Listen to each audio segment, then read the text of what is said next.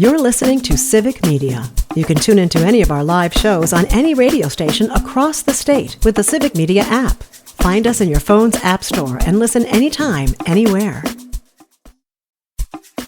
This is your WXCO Daily News Roundup for Bull Falls Radio, 98.9 FM and 1230 AM in Wausau.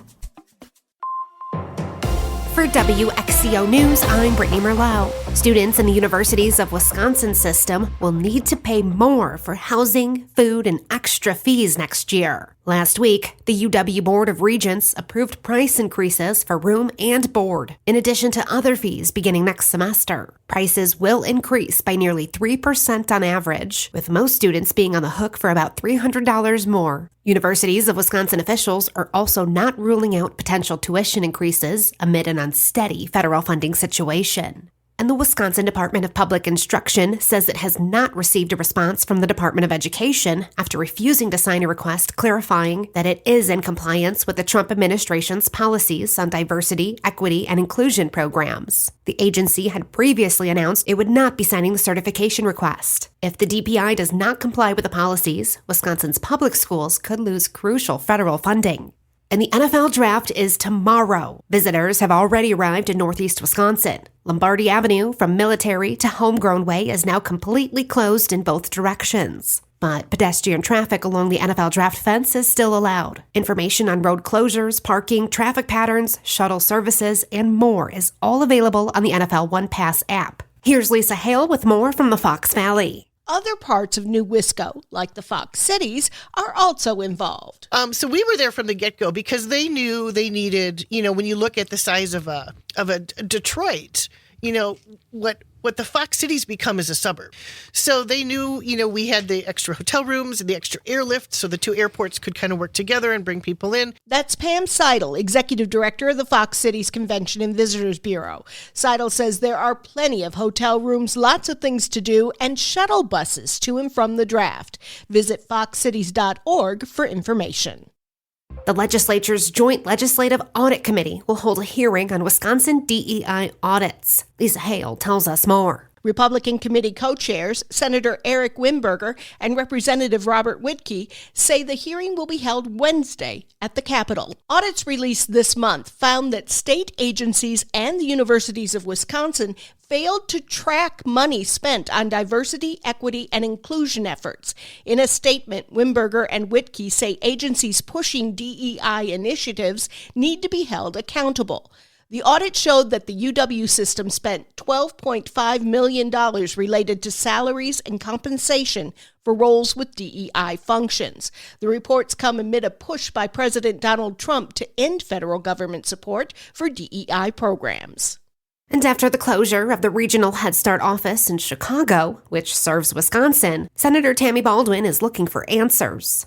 Jimmy Kuska reports. Head Start centers in Wisconsin have received less money so far in 2025 compared to the same period of time as last year. Senator Tammy Baldwin said that so far, $34.5 million has been sent out so far this year. Last year at this time, nearly $70 million had been provided. Baldwin said that the 50% decrease in funding for Wisconsin Head Start centers is part of the Trump administration's strategy to defund the program to the tune of nearly $1 billion nationwide, causing some centers to close. And there are nearly 300 Head Start centers in the state, serving about 15,000 children. And the Wisconsin Department of Health Services says the rate of babies being born with congenital syphilis is increasing in the state, while the overall number of sexually transmitted infections decreases. DHS officials say they're sharing the data to encourage more testing and prevention efforts to keep residents healthy.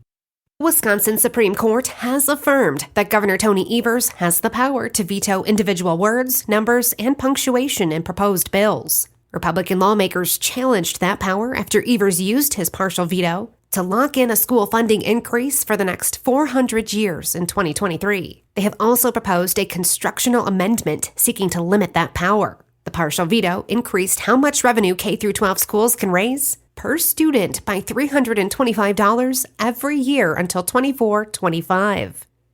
And Green Bay isn't alone when it comes to the excitement of the draft tomorrow. Appleton is getting in on the action too. Lisa Hale has more. If the thing keeping you from going to the NFL draft near Lambeau Field this week is the drive, the traffic, and the thought of trying to park, the Fox Cities Convention and Visitors Bureau has the solution, said Pam Seidel, Executive Director of the CVB. Everybody knows where Fox River Mall is. They've given us the whole section of their parking lot. We've got 6 coach buses, real easy trip up, on both Thursday and Friday. And the shuttle service will cost $60 round trip. To reserve your shuttle seat from the Fox River Mall to the draft and back, visit foxcities.org. And visitors have already arrived in Northeast Wisconsin in preparation for all of the festivities. Lombardi Avenue from Military to Homegrown Way is now completely closed in both directions. Only pedestrian traffic is allowed along the NFL draft fence. Information on road closures, parking, traffic patterns, shuttle services, and more is all available on the NFL One Pass app. And the weather in the Fox Valley is looking a little wet. Pack the poncho. The legislature's Joint Legislative Audit Committee will hold a hearing on Wisconsin DEI audits. Lisa Hale tells us more. Republican committee co-chairs, Senator Eric Wimberger and Representative Robert Whitkey, say the hearing will be held Wednesday at the Capitol. Audits released this month found that state agencies and the universities of Wisconsin failed to track money spent on diversity, equity, and inclusion efforts. In a statement, Wimberger and Whitkey say agencies pushing DEI initiatives need to be held accountable. The audit showed that the UW system spent $12.5 million related to salaries and compensation for roles with DEI functions. The reports come amid a push by President Donald Trump to end federal government support for DEI programs. And after the closure of the Regional Head Start office in Chicago, which serves Wisconsin, Senator Tammy Baldwin is looking for answers. Jimmy Kuska reports. Head Start centers in Wisconsin have received less money so far in 2025 compared to the same period of time as last year. Senator Tammy Baldwin said that so far, $34.5 million has been sent out so far this year. Last year at this time, nearly $70 million had been provided. Baldwin said that the 50% decrease in funding for Wisconsin Head Start centers is part of the Trump administration's strategy to defund the program to the tune of nearly $1 billion nationwide, causing some centers to close. And there are nearly 300 Head Start centers in the state, serving about 15,000 children. And the Wisconsin Department of Health Services says the rate of babies being born with congenital syphilis is increasing in the state, while the overall number of sexually transmitted infections decreases. DHS officials say they're sharing the data to encourage more testing and prevention efforts to keep residents healthy. I'm Brittany Merlot for WXCO. The Brewers blast the Giants. Hi, I'm Mike Clemens with sports. Baseball last night in San Francisco. Top of the 6th. Bases loaded. Christian Yelich at the plate on FanDuel, Wisconsin. 2-2 coming. Fly ball center field. Back goes Lee. He is still back, and it is gone. A grand slam for Christian Yelich opens this ball game wide open. It was Yelich's first grand slam in 3 years. Milwaukee went on to win 11-3 over the Giants. A lot of contributions from the crew. Pat Murphy. Trang sticks out. Yelich sticks out. Those guys were amazing. Bowers getting to start once in a while and hit a homer later in the game to keep adding on. A lot of good Durbin. A lot of good offensive performances today. NBA, the Bucks losing to the Pacers 123-115. Indiana leads the series 2-0. Game 3 Friday night. We'll just see. I'm very confident about this series. Very. At Stock Rivers with Sports, I'm Mike Clemens.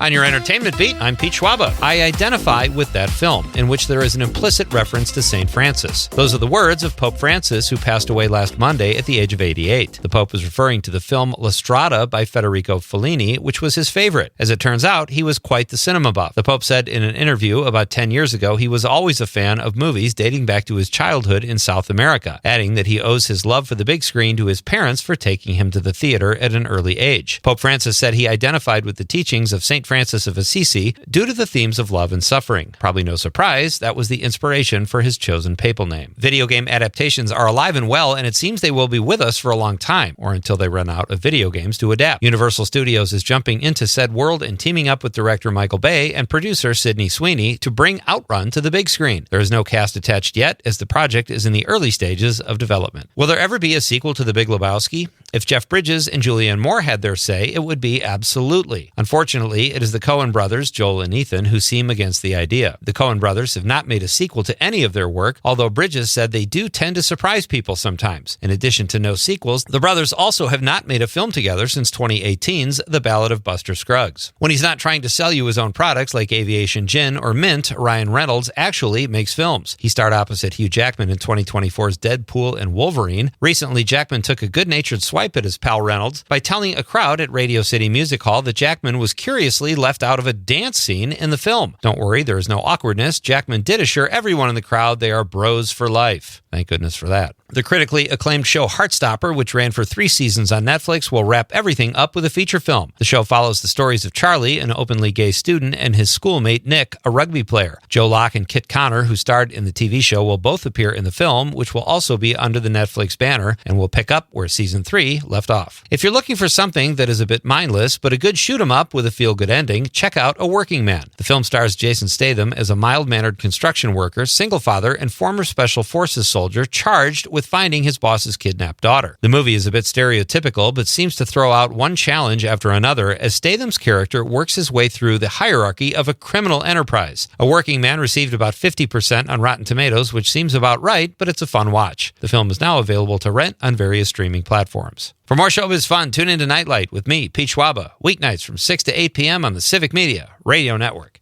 We'll see a little sunshine this morning with scattered afternoon showers or even a thunder shower possible. Our high today in the upper 60s. Tonight, scattered showers with a low in the low to mid 40s. Tomorrow, more scattered rain with a high in the low 60s. I'm meteorologist Sean Cable. Right now, it's 39. That's your WXCO Daily News Roundup from Civic Media. Subscribe to this podcast on Spotify, Apple, or wherever you find your podcasts. Find more news at bullfallsradio.com. The national news cycle never stops, but it can be hard to find news about your local community. Civic Media is dedicated to providing quality local and state news coverage across Wisconsin. With the Civic Media app, you can get notifications about local stories that matter to you and your community. Find the free Civic Media app in your phone's app store and choose notifications from the menu to tell us what kind of news you want to hear about.